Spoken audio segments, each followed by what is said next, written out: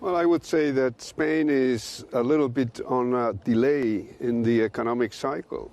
So we fell quite severely during the pandemic year, and now it's rebounding. That's why we have high rates of growth recently and a lot of employment creation, which is very good news.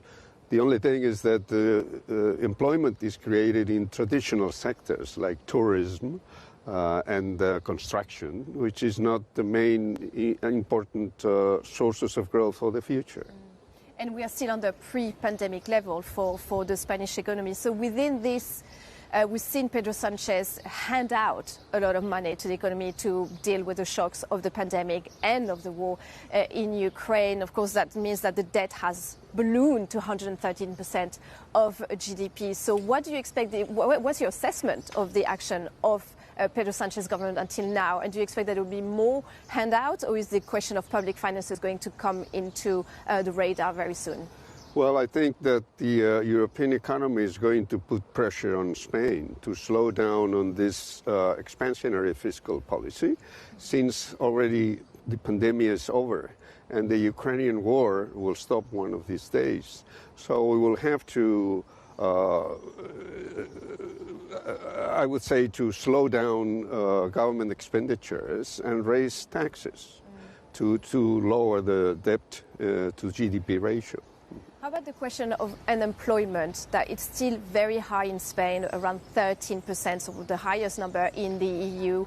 Low on Spanish standards, but still very high. Youth unemployment, particularly high, almost 30% for the under 25s.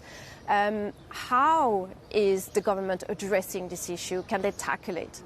Well, there is a structural problem there with unemployment, especially for the youth. The youth takes too long to find their first jobs, and this is something that the government has to address very severely because, well, it's the entrance to the labor market. Also, we create jobs that the youth don't like because they sometimes are overqualified. So what we need is not exactly what we have. And then people just want to do other jobs. So that's why we have also some migrants going outside the country and people coming into the country. How about the housing issue? It's very much taken center stage in the campaign, also meaning that a lot of young people cannot leave their parents' home for a very long time. This is the oldest people within Europe living at their parents' home because they can't afford housing, etc., etc. So how are they addressing this issue? Is it going to get any better? Well, there is a new law on housing, which I think is starting today, is becoming law. So from now on, for this couple of years, the rents will be topped by 2%. So rents cannot get higher, but at this moment are already too high and too expensive for the youth.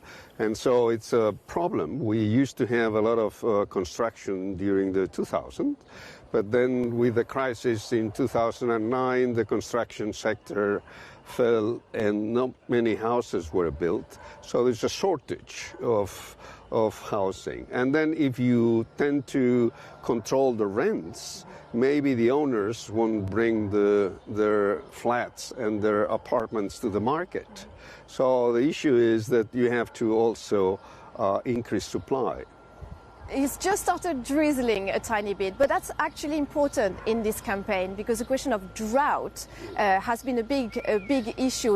It's barely rained here since December, and now there's been these big rains, and so all this has been an impact on the campaign. There's been some handouts to farmers in particular.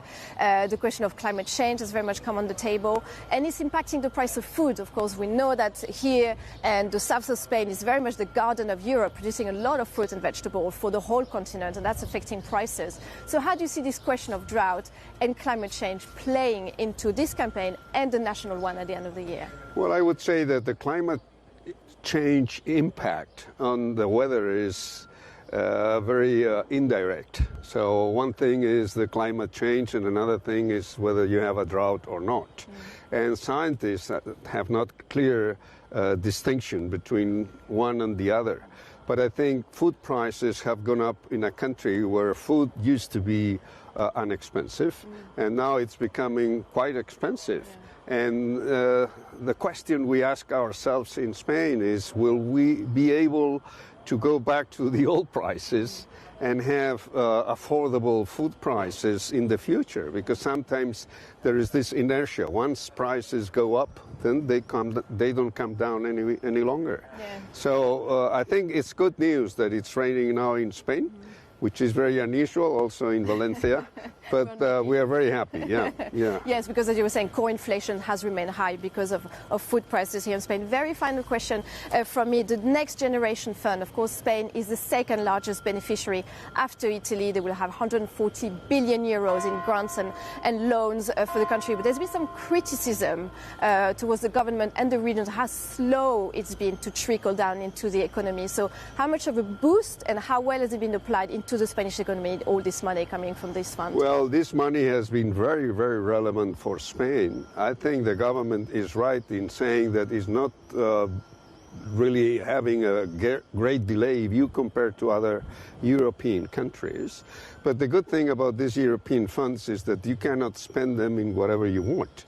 You have to spend them, they are goal directed, so that they have to be spent in things that are useful for the country. The thing will be that once the funds go away, how do you keep aggregate demand in Spain? That will be a big issue in the next few months. Hi, I'm Joanna Bersecci, and thank you for watching. You can check out more of our videos by clicking on the boxes on the screen. And don't forget to subscribe to our channel for more from CNBC International. Thank you for watching.